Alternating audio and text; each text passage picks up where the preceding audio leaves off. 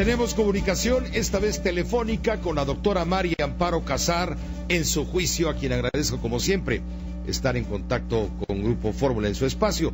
Doctora Casar, ¿cómo te va? Muy buenas tardes. Muy buenas tardes, Pepe. Una disculpa, pero entre tráfico y cosas, pues no me dio tiempo de llegar, pero estoy ahí con tu público, aunque sea por teléfono. Estamos presentes, que eso es finalmente lo más importante. Han pasado ya varios días, a partir del viernes, de este hecho que ha estremecido al mundo por los ataques terroristas en 6 puntos clave allá en Francia. Ha pasado mucho desde entonces, y lo que más nos llama la atención es el tono del discurso bélico del presidente francés François Hollande, que intenta expresar el coraje, el dolor del pueblo francés, y dice: en defensa propia vamos a actuar en contra de quienes trastocaron el orden y la paz en Francia. Así es, un discurso bélico, cargado a lo bélico y cargado también a la adopción, o a que el Parlamento, la Asamblea Nacional, que se llama en Francia, le dé mayores poderes. Primero empezaron por 14 días, ahora está pidiendo por 3 meses, pero son poderes de todas maneras dirigidos a este objetivo, digamos, bélico, poder actuar. Dice él que el Ejecutivo pueda actuar sin los contrapesos y sin lo lento que puede ser la toma de decisiones en la democracia. Voy a lo bélico. Se puede entender que un gobernante esté respondiendo a la indignación de su pueblo y que esté respondiendo con este belicismo, porque así lo está reclamando en principio el pueblo francés.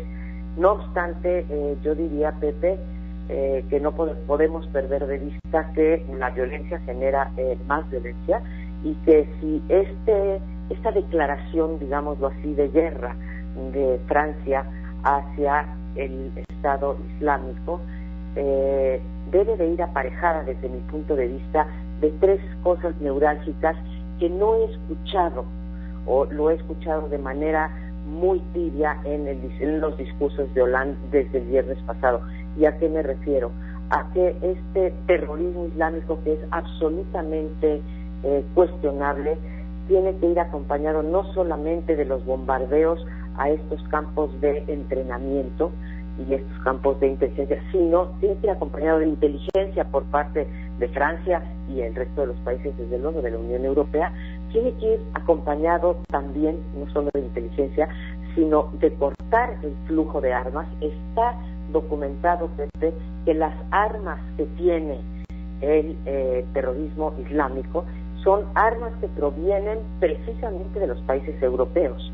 Y tercero, tienen que frenar ese flujo de dinero que permite, ¿sí?, que este movimiento terrorista se siga alimentando, junto con precios del petróleo bajísimos por parte, ¿sí?, se ha dicho ya hace muchos años, de los saudíes, ¿no? Entonces, estas 3 cosas, 4, inteligencia, dinero, armas, petróleo, hacen poderosísimo al movimiento yihadista, ¿no? Yihadista. Y no he oído qué va a hacer Francia y qué alianza van a hacer los europeos y los europeos con Estados Unidos para poder atacar estos 4 puntos neurálgicos, sin los cuales podrán cesar momentáneamente los ataques, pero seguirán apareciendo, como han aparecido de cuando en cuando, no solamente en los países europeos, Pepe, sino en tantos otros países aledaños, ¿no? Y no oigo este discurso estos puntos en el discurso de François Hollande. Tampoco estamos escuchando, María Amparo, un hecho inobjetable. De los 5 yihadistas suicidas identificados por la policía luego de los atentados múltiples del viernes, 4 son ciudadanos franceses. Aún hay dudas sobre el origen del 5º. No digo los que andan buscando, hablo de los que ya se identificaron, claro, que se suicidaron.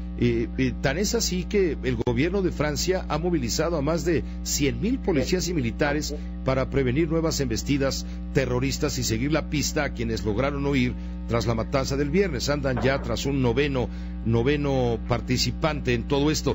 Pero fíjate, hay un detalle bien interesante, María Amparo Casar. La policía francesa tiene fichadas a 10.500 personas como sospechosas de actividades ligadas al radicalismo islamita. Es decir, independientemente de la circunstancia del embate del Estado Islámico contra Francia, hay células vivas dentro del propio territorio francés. El enemigo de Francia está en casa. Está adentro y, si me permites, concuerdo con tu análisis, que es preciso que esto también está ausente, y me parece que también, independientemente del dolor y el duelo, ¿sí?, al cual creo que acompañamos de todo el mundo a los caídos en Francia, tampoco ha habido una palabra de no extremar las cosas contra los migrantes. Estos atentados caen en Francia en un momento en que Europa está siendo, no sé qué palabra, desde luego no quiero usar la palabra asediado, pero que está siendo presionado con un flujo migratorio muy grande.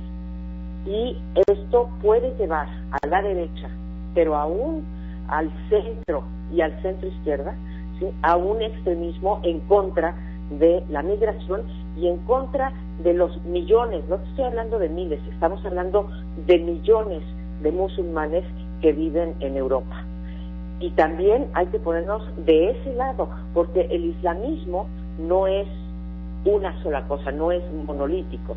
En el islamismo coexisten grupos extremistas como son estos, que defienden la violencia a toda costa y que quieren exterminar al enemigo. No pretenden convertirlo, no pretenden respetarlo si son ellos respetados, no. Pretenden, como dice Alá, exterminar al enemigo. Bueno, ante esto y teniendo millones de ciudadanos ya en Europa que son musulmanes, bueno, necesitan también estas personas una palabra de aliento y de protección, porque terroristas es eso, el Estado Islámico, una parte de Irak y una parte de Siria, pero ¿cuántos de los migrantes de Siria y de Irak que están entrando a Europa son personas que también están siendo perseguidas por el Estado Islámico?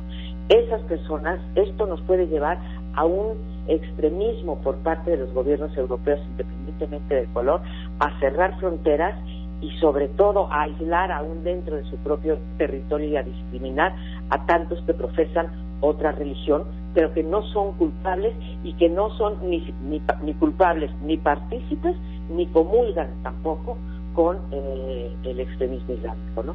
Y esos tres elementos que tú dices, lo que estoy planteando en términos de estrategia y esto de aliento y protección a las comunidades pacíficas musulmanas, que lo único que están buscando o lo que ya tienen hace algún tiempo en Francia es un estado de bienestar, y son personas, por ponerlo de manera muy simple, personas de bien, que trabajan, que producen, que alimentan también a Francia, están siendo desprotegidos, y también hay que tener una política, Pepe, para ellos, porque ser musulmán no equivale a ser terrorista. Muchas gracias, María Amparo, por tu comentario, por supuesto. Aquí estaremos el próximo martes. Claro que Pepe, sí, estaremos contigo. Claro que sí, por supuesto. Hasta luego y adiós a tu auditorio. Adiós, gracias. La doctora María Amparo Casar en su juicio